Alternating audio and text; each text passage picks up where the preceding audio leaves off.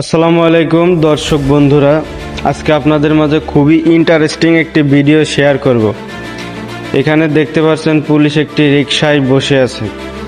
আসলে এখানে মূলত ঘটনাটা ঘটছে, এখান থেকে কোনো যাত্রী নেওয়া যাবে না, তা এই রিকশা চালক করছে কি এখান থেকে যাত্রী তুলছে, কারণ পুলিশ দেখে ফেলছে। এখন তাকে মামলা দিছে, এখন রিকশাটি তাদের হেফাজতে নিয়ে যাচ্ছে।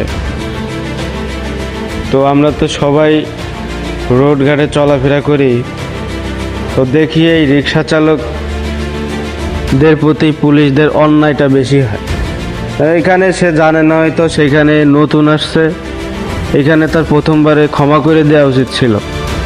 এখন মূলত আমি পরে রিক্সাওয়ালার সাথে কথা বলে জানতে পারলাম রিক্সাটাকে মামলা দিতে হচ্ছে 600 টাকা। এখন এইভাবে আমার মনে হয় যে রিক্সাওয়ালার সাথে এইভাবে ব্যবহার করা পুলিশের ঠিক হয়নি। ডাইরেক্ট কোনো কথা না বলে 600 টাকার মামলা দেয়।